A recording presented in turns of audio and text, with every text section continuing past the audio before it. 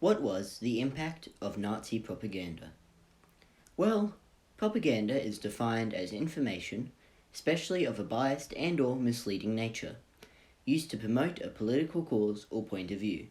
You can still often see propaganda used today, especially in elections and politics.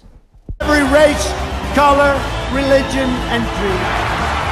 At stake in our present battle is the survival of our nation. Of course, back in the 1930s and 40s, most TV and video was very, very limited. So the Nazi parties had to primarily use posters to put across their points and ideas. When the Nazi Party rose to power, many Germans were enduring great hardship after the 1929 economic depression, as millions of people were unemployed. Many were also still furious after the loss of land and power after World War I. The Nazi Party used all of this hardship and anger felt by the German people to get them to vote for them in the 1932 election. They told them that the Germany they wanted to see was a Nazi Germany. The Nazi Party couldn't just win the 1932 election just with their policies, and they knew that. They had to use propaganda and convince them they could fix everything. Propaganda is much like advertising, and they often use similar techniques, like, for example, repetition. If people see a McDonald's ad enough times and see how delicious their burgers look, they will be convinced to buy one of their burgers. And if people see Nazi posters enough times and see how great Germany would be under Hitler's leadership, they will be convinced to vote for the Nazi Party. To make people believe the new leadership will fix things, they had to show Hitler as a strong and courageous leader, and that could get them out of any crisis, a leader that stood out from the rest. To show that, they came out with this particular poster in the last 2 weeks before the election. It is plain, black, and simple. It would have stood out from all the other colourful posters around at the time, drawing the voters' eyes in. After the Nazis came to power, they didn't stop using propaganda. They kept their points in the public eye.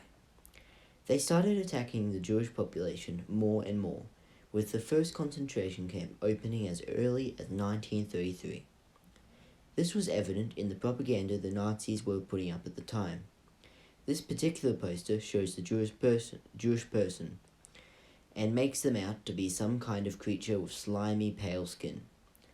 The big nose is a stereotype about Jewish people, which is also portrayed here, and there's also the money, as many Jewish people throughout history were restricted to financial jobs. Actually, a personal story now about my great-grandfather Rolf Beifus, who lived in Dresden, Germany, and was Jewish. He worked in a hat factory where he met my great-grandmother, Rose. Rolf resisted Nazism and even joined the Communist Party. One night, he was caught tearing down an anti-Jewish poster. He was arrested, beaten up, and thrown into jail. But, fortunately, his father had fought in the First World War with the administrator of the jail, so they managed to release Rolf on the condition that he fled the country in 3 days. He boarded the first ship he could get on, which ended up in South Africa. For months, he saved up money by simply just living on bananas.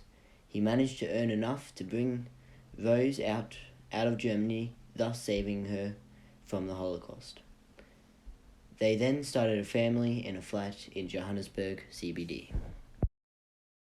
I admire this story not just because it's about my own family, but because it shows how powerful propaganda really is.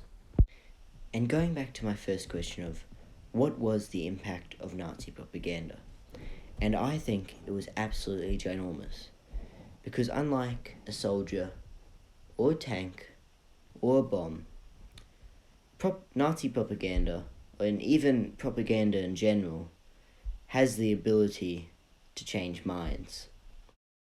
Propaganda has the ability to suck people into twisted ideologies, and in this case, it sucked people into justifying concentration camps, invading foreign lands, and even starting World War II.